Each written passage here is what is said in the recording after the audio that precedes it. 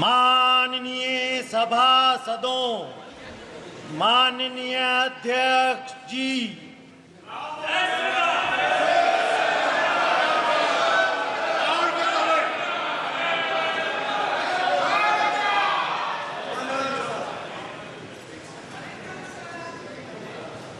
Honorable members, the Secretary General will now call the names of the members who have not taken oath or affirmation.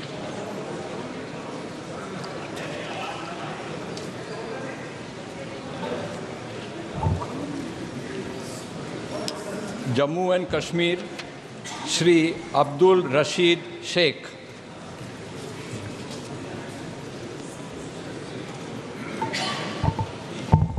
Kerala, Shri Shashi Tharoor. Punjab, Shri Amritpal Singh. West Bengal, Shri S.K. Nurul Islam.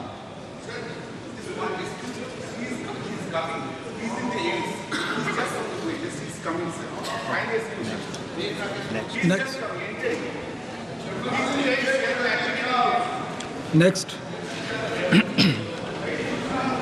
Shri Adhikari Deepak Dev.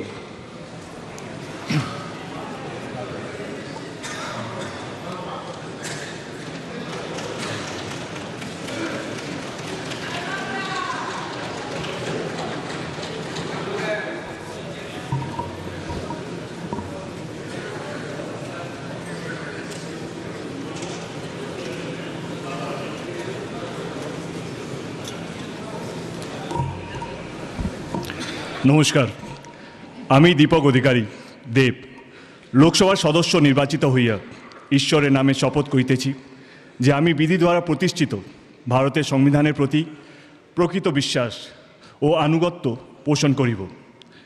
আমি ভারতের সার্বভৌমত্ব ও সংহতি রক্ষা করিয়া চলিব এবং যে কর্তব্যভার আমি গ্রহণ করিতে চলিয়াছি তা আমি বিশ্বস্তভাবে নির্বাহ করিব। ঘাটাল লোকসভা কেন্দ্রের প্রত্যেকটা মানুষকে ধন্যবাদ আমাকে 3 বারের জন্য জিতানোর জন্য। জয় হিন্দ, জয় বাংলা। ধন্যবাদ।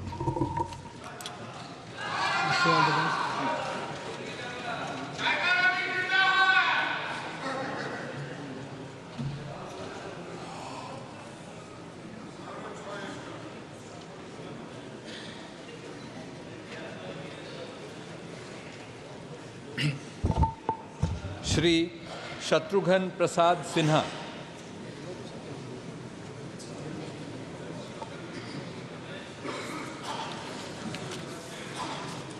Honorable members, I have received 16 notices of motions for election of Speaker.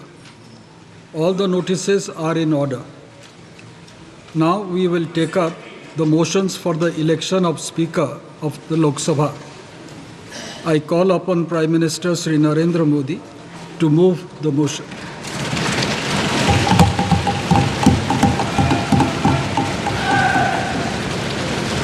महोदय, मैं प्रस्ताव करता हूं कि श्री ओम बिरला जो इस सभा के सदस्य हैं को इस सभा के अध्यक्ष के रूप में चुना जाए। Shri Rajnath Singh to second the motion.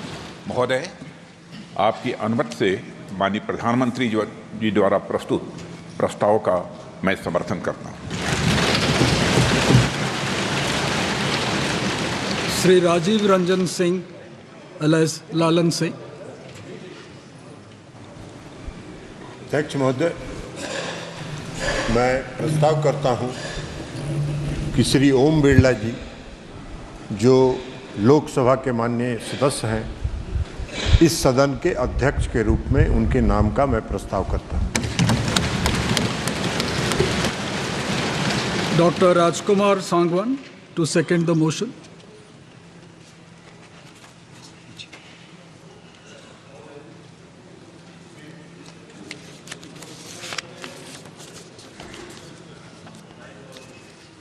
चल रहा है। महोदय, मैं श्री ओम बिरला जी जो इस सदन के सदस्य हैं उनको अध्यक्ष के रूप में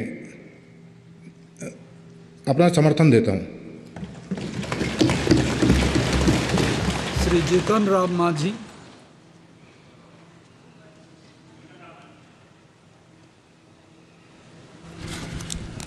अध्यक्ष महोदय, हम श्री ओम बिरला जी को जो मेंबर के हाउस हैं उनको स्पीकर के रूप में चुनने के लिए प्रस्ताव देता हूं। Shri Shivraj Singh Chauhan to second. माननीय अध्यक्ष महोदय, माननीय प्रधानमंत्री जी द्वारा प्रस्तुत प्रस्ताव का माननीय जीतन राम मांझी जी द्वारा प्रस्तुत प्रस्ताव का मैं समर्थन करता हूं।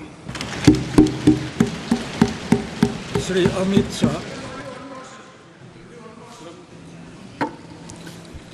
महोदय, मैं प्रस्ताव करता हूं कि श्री ओम बिरला जो इस सभा के सदस्य हैं उनको इस सभा के अध्यक्ष के रूप में चुना जाए। Shri Nitin Jairam Gadkari to second the motion. माननीय अध्यक्ष महोदय, आदरणीय प्रधानमंत्री जी ने इस सभागृह आदरणीय अमित शाह जी ने जो प्रस्ताव रखा है उसका मैं अनुमोदन करता हूँ। श्री जादव प्रताप राव गणपत राव. महोदय, मैं प्रस्ताव करता हूं कि माननीय श्री ओम बिरला जी जो इस सभा के सदस्य हैं इनको इस सभा के अध्यक्ष के रूप में चुना जाए। Shri Dattare Sunil Dattatreya. I support a motion moved by Pratap Rao Jadhav. Shri Chirag Paswan. महोदय, मैं प्रस्ताव करता हूं कि श्री ओम बिरला जी जो इस सभा के सदस्य हैं को इस सभा के अध्यक्ष के रूप में चुना जाए। Shri Jayant Basumatary to second the motion.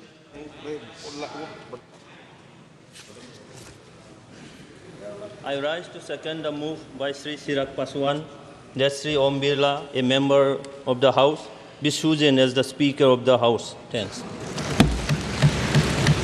Shri H.D. Kumaraswamy. I propose Sri Om Birla ji for the Speaker elections. Shri Balashwari Ballavaneni. As a Speaker of this House. Shri Kinjarapu Ram Mohan Naidu. माननीय अध्यक्ष महोदय, मैं ओम बिरला जी को जो इस सदन के सदस्य हैं उनको अध्यक्ष के रूप में चुना जाए ये प्रस्ताव मैं रखता हूं। श्री लघु Krishna Devarayalu.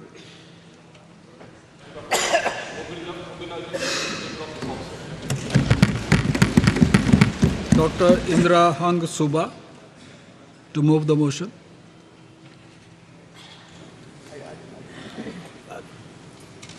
I rise to move the motion that Sri Om Birla, a member of this House, be chosen as the Speaker of this House. Shri Fani Bhushan Chaudhary to second the motion. Speaker sir, I second the motion. Shrimati Anupriya Patel. अध्यक्ष महोदय, मैं प्रस्ताव करती हूं कि श्री ओम बिरला जी जो इस सभा के सदस्य हैं उनको इस सभा के अध्यक्ष के रूप में चुना जाए। श्री किशन पाल. श्री कृष्ण पाल। महोदय, मैं इसका समर्थन करता हूँ। Shri Arvind Ganpat Sawant to move the motion.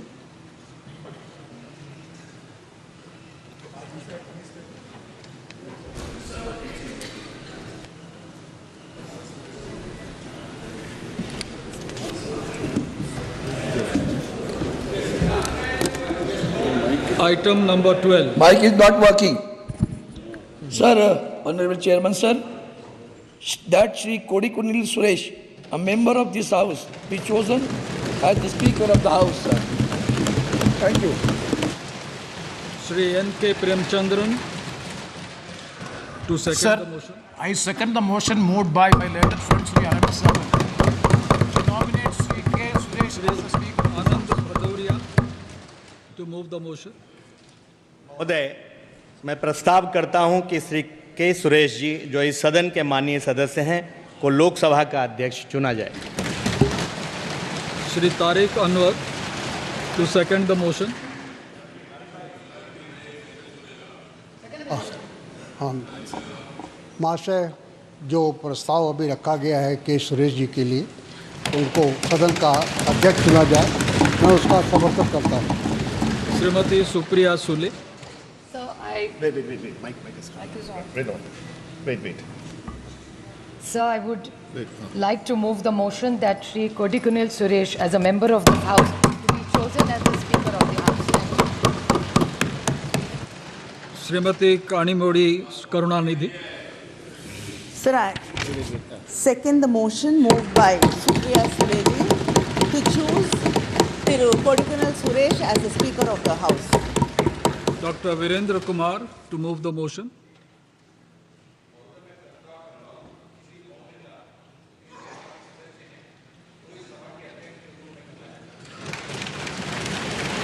Shri Joel Oram to second the motion. मेरा साथी वीरेंद्र कुमार जी ने जो प्रस्ताव दिया है उसको मैं समर्थन करता हूँ। Professor S.P. Singh Baghel. That Shri Om Birla, the member of this House, be chosen as a Speaker of this House. Shri Pankaj Chaudhary to second the motion. महोदय, मैं प्रोफेसर एसपी सिंह बघेल जी के प्रस्ताव का समर्थन करता हूँ। श्रीमती अन्नपूर्णा देवी to move the motion. मैं प्रस्ताव करती हूँ कि श्री ओम बिरला, जो इस सभा के सदस्य हैं, उनको इस सभा के अध्यक्ष के रूप में चुना जाए। Shrimati Kamaljeet Sherawat to second the motion. आदरणीय महोदय, मैं इस प्रस्ताव को सेकंड करती हूँ। I now put the motion moved by Shri Narendra Modi and seconded by Shri Rajnath Singh to the vote of the House. The question is that Shri Om Birla, a member of this House, be chosen as the Speaker of this House. Those in favor may say aye. Aye. Those against may say no. No. I think the ayes have it. The ayes have it.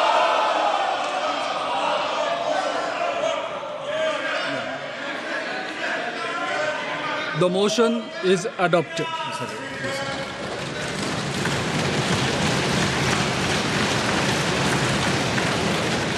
Shri Om Birla is declared elected as the Speaker of this House. Since the first motion moved by Shri Narendra Modi has been adopted, the motions moved thereafter have become infructuous. I invite Shri Om Birla to occupy the chair.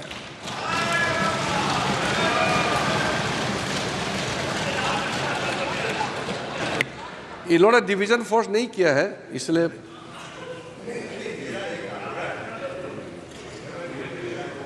We have already crossed that stage. I invite Shri Om Birla to come up and occupy the chair.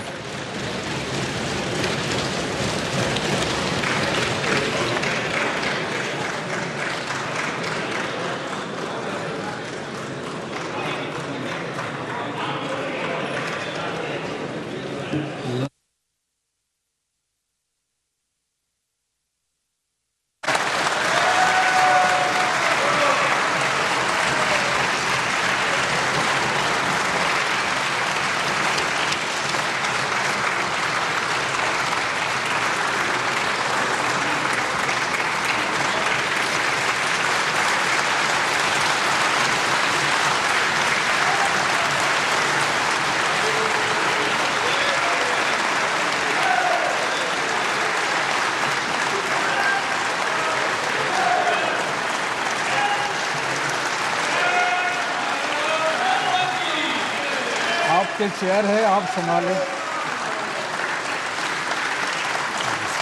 Please.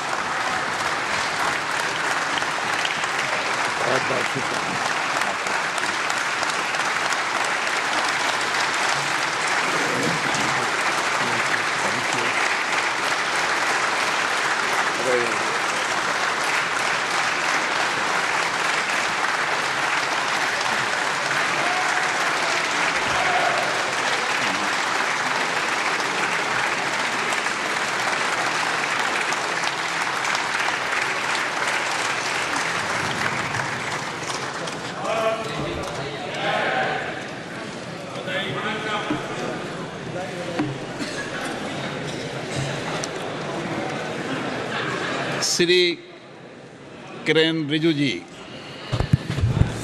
Honorable Speaker, sir, before the business could begin, I would like to thank Shri Bhartuhari Mehtab, who has discharged his duties as Speaker pro tem. He has completed entire proceedings of oath and affirmation very smoothly within 2 days until the election of the Honorable Speaker this morning. I profusely thank him on behalf of the government and Honorable Prime Minister also. I also thank the panel of chairpersons for their valuable contribution. I also thank the Secretary General of Lok Sabha and staff of Lok Sabha Secretariat who have completed the work within the time frame under the guidance of the Speaker pro tem and the panel of chairpersons. On behalf of the entire House, I thank all of them. Once again, I thank all the honourable members for your cooperation. माननीय प्रधानमंत्री जी,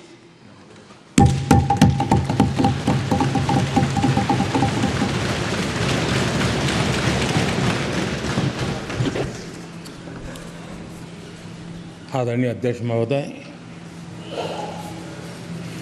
ये सदन का सौभाग्य है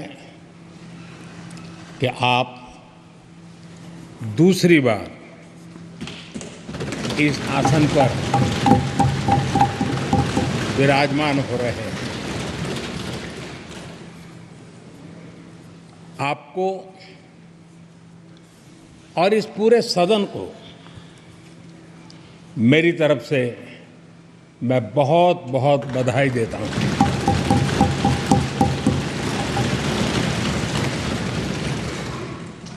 आदरणीय अध्यक्ष जी, मेरी तरफ से आपको शुभकामनाएं हैं, लेकिन इस पूरे सदन की तरफ से भी आपको अनेक अनेक शुभकामनाएं। अमृत काल के इस महत्वपूर्ण कालखंड में दूसरी बार इस पद पर विराजमान होना बहुत बड़ा दायित्व आपको मिला है और आपका 5 वर्ष का अनुभव और आपके साथ हम लोगों का 5 साल का अनुभव, हम सबका विश्वास है कि आप आने वाले 5 साल हम सबका मार्गदर्शन भी करेंगे और देश की आशा अपेक्षाएं पूर्ण करने के लिए ये सदन अपना दायित्व निभाने में आपकी बहुत बड़ी भूमिका रहेगी। आदरणीय अध्यक्ष जी, हमारे शास्त्रों में कहा गया है कि विनम्र और व्यवहार कुशल व्यक्ति सफल सहज रूप से होता है और आपको तो उसके साथ साथ एक मीठी मीठी मुस्कान भी मिली हुई है। आपके चेहरे को ये मीठी मीठी मुस्कान पूरे सदन को भी प्रसन्न रखती है। मुझे विश्वास है आप हर कदम पर नए प्रतिमान, नए कीर्तिमान गढ़ते आए हैं। 18वीं लोकसभा में स्पीकर का कार्यभार दूसरी बार संभालना ये अपने आप में एक बड़ा नया रिकॉर्ड बनते हम देख रहे हैं। श्री राम श्री बलराम जाखड़ जी, वो पहले ऐसे अध्यक्ष थे जिन्होंने 5 साल कार्यकाल पूरा करके फिर दोबारा उनको स्पीकर बनने का अवसर मिला था। उसके बाद आप हैं जिन्हें 5 साल पूर्ण करने के बाद दोबारा इस पद पर हासिल होने का अवसर मिला। गत 20 साल का एक ऐसा कालखंड रहा है कि ज़्यादातर स्पीकर या तो उसके बाद चुनाव नहीं लड़े हैं या तो जीत करके नहीं आए हैं।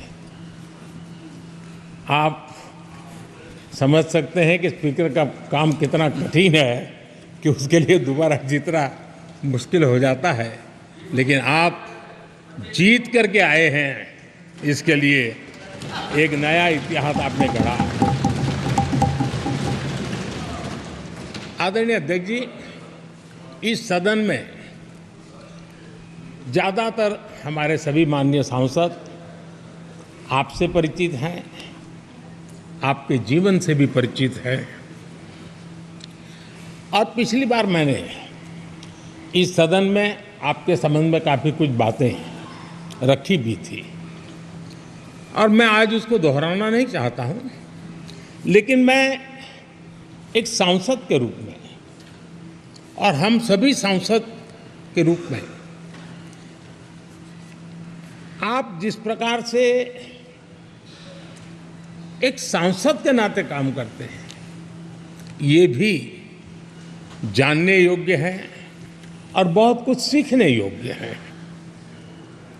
मुझे विश्वास है कि आपकी कार्यशैली एज ए सांसद भी हमारे जो फर्स्ट टाइमर सांसद हैं, हमारे युवा सांसद हैं, उनको जरूर प्रेरणा देगी। आपने अपने कार्यक्षेत्र में, संसदीय क्षेत्र में स्वस्थ मां और स्वस्थ शिशु एक कमिटमेंट के साथ जो अभियान चलाया है और सुपोषित मां, इस अभियान को आपने जिस प्रकार से अपने क्षेत्र में प्राथमिकता देकर के खुद को इन्वॉल्व करके किया है, वो वाकई प्रेरक है। आपने कोटा के ग्रामीण क्षेत्रों में हॉस्पिटल ऑन व्हील्स, ये भी एक मानव सेवा का उत्तम काम, जो राजनीतिक कामों के सिवाय करने वाले कामों में आपने चुना है, वो भी अपने आप में गांव-गांव लोगों को स्वास्थ्य सेवाएं पहुंचाने में मदद कर रहा है। आप नियमित रूप से गरीबों को कपड़े, कंबल, मौसम के अनुसार छाता की जरूरत है छाता, जूते, ऐसी अनेक सुविधाएं समाज के आखिरी तबके के जो लोग हैं उनको खोज करके पहुंचाते हैं। खेलों में प्रोत्साहन देना आपके क्षेत्र के युवकों में, ये आपने एक प्राथमिकता के रूप से काम उठाया है। आपके पिछले कार्यकाल में 17वीं लोकसभा में मैं कहता हूं कि संसदीय इतिहास का वो स्वर्णिम कालखंड रहा है। आपकी अध्यक्षता में संसद में जो ऐतिहासिक निर्णय हुए हैं, आपकी अध्यक्षता में सदन के माध्यम से जो सुधार हुए हैं, ये अपने आप में एक सदन की भी और आपकी भी विरासत है।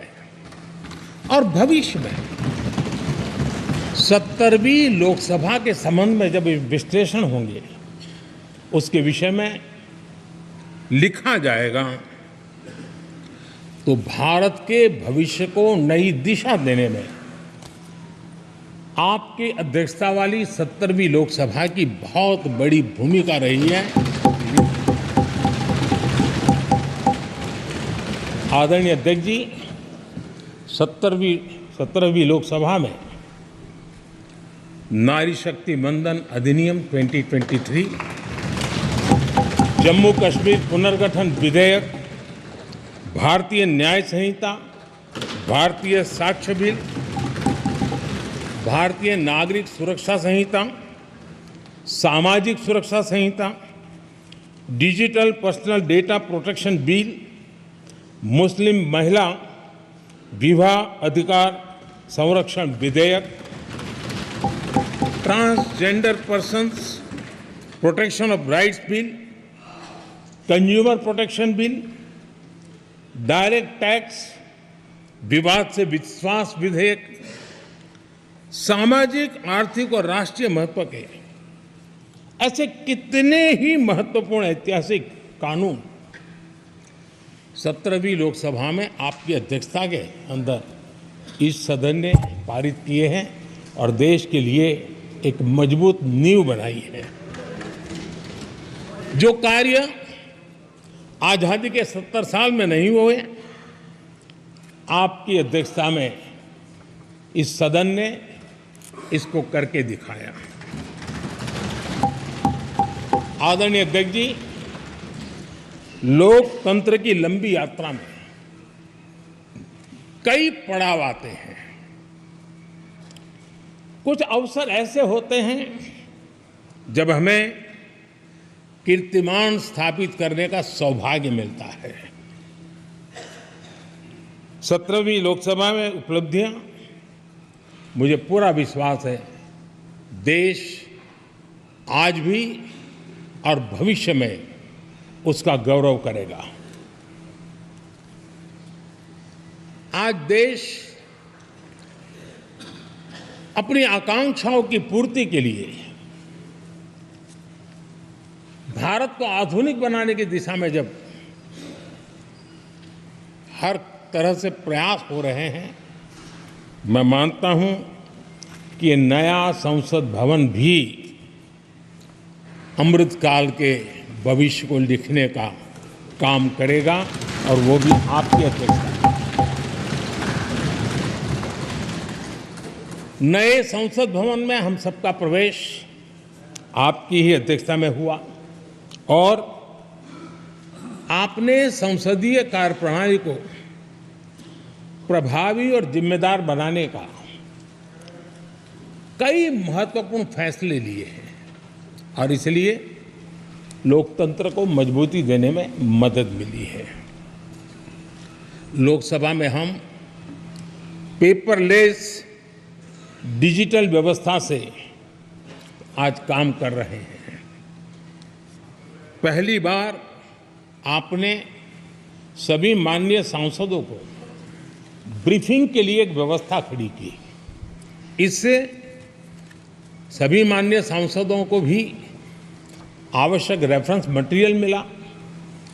उसके कारण सदन की चर्चा अधिक पुष्ट हुई और ये आपका एक अच्छा इनिशिएटिव था जिसने सांसदों में भी विश्वास पैदा किया। हाँ, मैं भी कुछ कह सकता हूँ, मैं भी अपने तर्क दे सकता हूँ। तो एक आपने अच्छी व्यवस्था को विकसित किया है। आदरणीय अध्यक्ष जी, G20 भारत की सफलता के एक महत्वपूर्ण पृष्ठ है, लेकिन बहुत कम चर्चा हुई है, वो है P20 और आपके नेतृत्व में G20 देशों के जो पीठासीन अधिकारी हैं, स्पीकर्स हैं, उनका सम्मेलन आपकी अध्यक्षता में हुआ और अब तक P20 के जितने सम्मेलन हुए हैं उसमें ये ऐसा अवसर था कि दुनिया के सर्वाधिक देश आपके निमंत्रण पर भारत आए और बहुत ही उत्तम प्रकार के निर्णय उस समिट में हुए और उसने विश्व में भारत की लोकतंत्र की जो प्रतिष्ठा है उसको गौरव देने में बहुत बड़ा रोल अदा किया है। आदरणीय अध्यक्ष जी, ये हमारा भवन ये सिर्फ 4 दीवारें नहीं है। हमारा ये संसद 140 करोड़ देशवासियों की आशा का केंद्र है।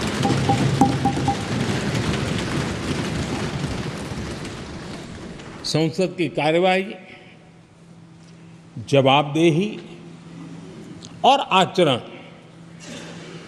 हमारे देशवासियों के मन में लोकतंत्र के प्रति जो उनकी निष्ठा है उसको और अधिक मजबूत बनाता है। आपके मार्गदर्शन में 17वीं लोकसभा उसकी प्रोडक्टिविटी 25 साल के हाईएस्ट लेवल पर 97% रही और इसके लिए सब माननीय सदस्य तो अभिनंदन के अधिकारी हैं, लेकिन आप विशेष अभिनंदन के अधिकारी हैं। कोरोना जैसे मुश्किल कालखंड में आपने हर सांसद से व्यक्तिगत फोन पर बात करके उनका हाल पूछा।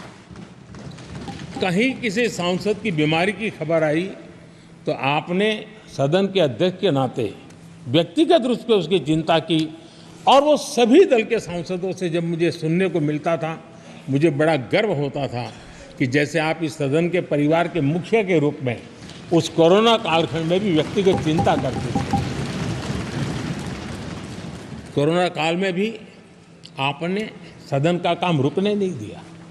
सांसदों ने भी आपके हर सुझाव को सर आंखों पे चढ़ाया। किसी को ऊपर बैठने के लिए कहा तो वो वहाँ जाके बैठा, किसी को दूसरे जगह पे जाकर बैठने के लिए कहा तो वो भी बैठा, लेकिन देश के काम को किसी ने रुकने नहीं दिया। लेकिन आपने ये जो फैसले किए उसका परिणाम है कि हम उस कठिन कालखंड में भी कार्य कर पाए। और ये खुशी की बात है कि कोरोना काल में सदन ने 170% प्रोडक्टिविटी, ये अपने आप में दुनिया के लिए एक बहुत बड़ी खबर है। आदरणीय अध्यक्ष जी,